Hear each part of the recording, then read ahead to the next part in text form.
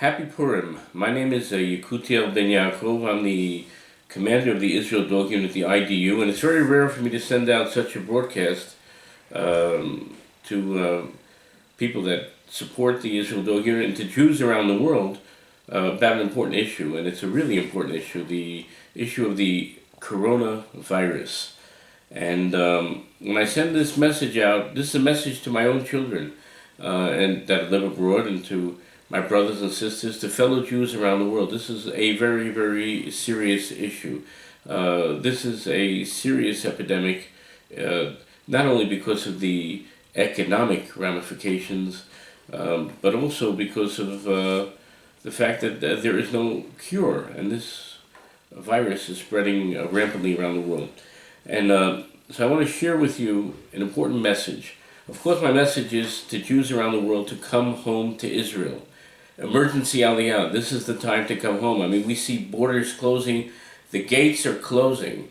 You know, people are being put into isolation, and their flights that are no longer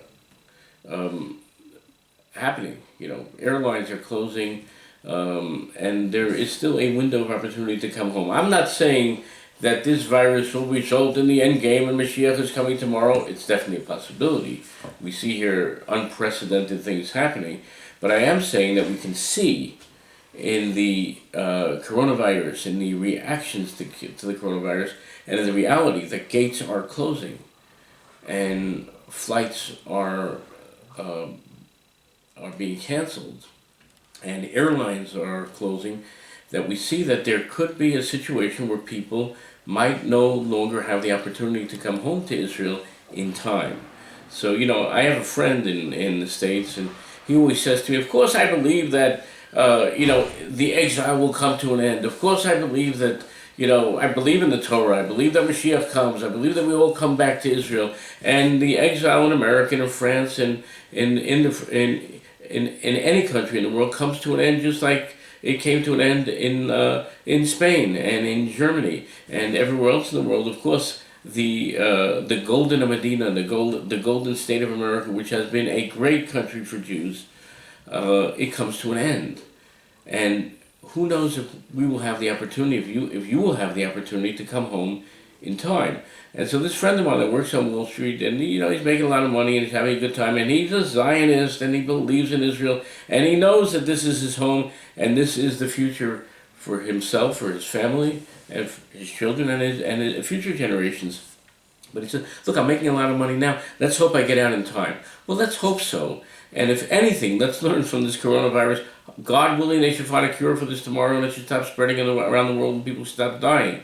But regardless, let us learn a lesson from this, whatever happens here, and however this plays out, that there could be a time, and that time could be now or could be tomorrow, and it can happen suddenly when you really don't have the opportunity to come home to Israel in time, because there are no flights and there is no possibility to leave. The Talmud says in Masechet Yevamot that Lo ba poranut leolam ela b'shvil Yisrael.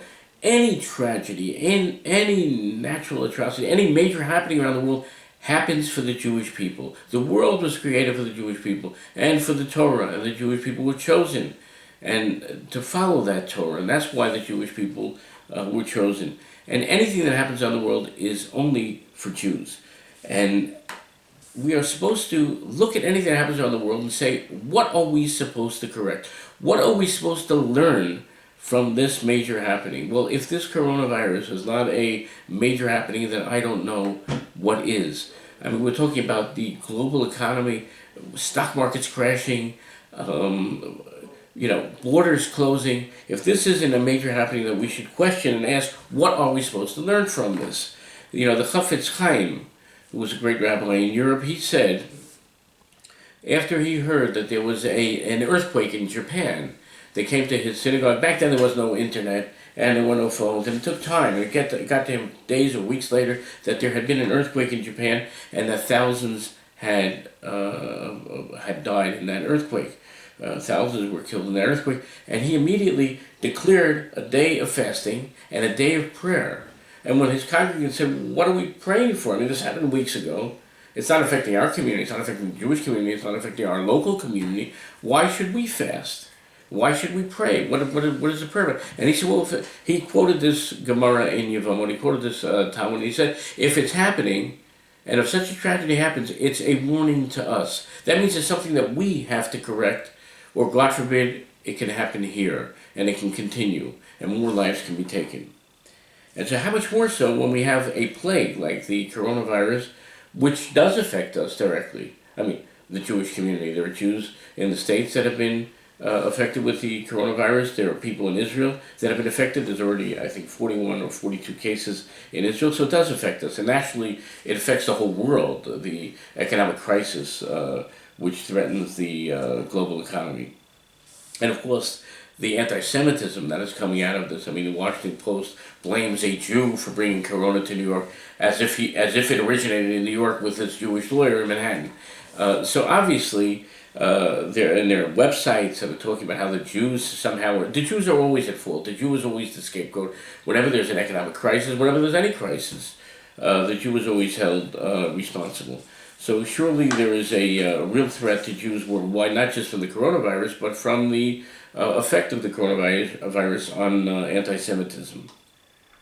So what is it? What is the lessons that we can learn from this coronavirus? Well, first off, aside from the fact that borders are closing and we really have to understand that we may not have an opportunity in the future to come home to Israel, really it is important to consider coming home now to Israel. Now they only put you in 2 weeks of quarantine in Israel. They're trying to isolate and contain the threat of corona coming from people who are coming into Israel from around the world. But God forbid the all flights can be stopped, and it can be much more severe than just 2 weeks of quarantine. First of all, let's look at what is the cause of this corona. I mean, it's believed that this comes from the bat. What is the bat? The bat is a rat with wings. I mean, it's a bird, but it's a rat. It's a fake bird. It's a fake bird. It's a deceptive bird. I mean, you can look at it flying and think that maybe you're looking at a bird from a distance. And it flies, specifically navigates at night. And I think there's a lot that we can learn from that. I mean, we feel comfortable. Jews around the world feel so comfortable there in America and in France or wherever it may be, and they really think that they have found their safe haven, their Jerusalem, so to speak, in Borough Park or in Toronto or in Golders Green. But it really is not so. It's a fake feeling of security. And that's one thing that we can learn from the qualities, from the characteristics of the bat. And the fact that the bat navigates at night, that also symbolizes, night symbolizes, Choshech symbolizes the galut, symbolizes the exile. And, there is what to learn also from the bat. When we look at this disease and we look at the cause of this virus, we Jews have to learn to navigate in the exile and to migrate, to immigrate, to make Aliyah, to come back to Israel, and if not now, then when? Also, it's fake in the sense that this corona, which comes from the bat, has hidden symptoms. I mean, you don't see, it's so contagious because people don't even realize they have it for a week or 2 weeks. They can have it for 14 days and not even know that they're carrying the virus. And so that's why it's really so contagious and so dangerous, because people are coming back from different countries. They're coming back from Thailand and Italy and so on. And everything's fine. They feel fine, but really they're carrying the virus, and that's why it's been so effectively and swiftly contagious. Also, people are cured, they say, and then they can 10 or 15 or 20% are contracting it again. So we see that this is really a kind of like a hidden disease, and really it's a deceptive disease. And so for those of you that really feel comfortable and they really have difficulty hearing this mishigas, this insanity, what, come home to Israel? Oh yeah, you may feel very comfortable today, but things are changing and rapidly changing around the world. We also can learn a lot from the bat, from the lesson of separation and isolation of the bat itself. I want to just close, again, I'm not saying that that this is the end game, this is the final plague. Although Chazal teaches, our rabbis teach us that before Mashiach comes, there is a major plague. That Deborah or plagues come to the world before Mashiach comes. And we also know that the Talmud teaches us that Ein ben David ba ad shetechalem mevshelet zalam min haaretz, that Mashiach only comes when there is no government, when there is no in Israel. And something unprecedented has happened here in Israel. We've already had 3 elections. I mean, we haven't had a government for a year. I think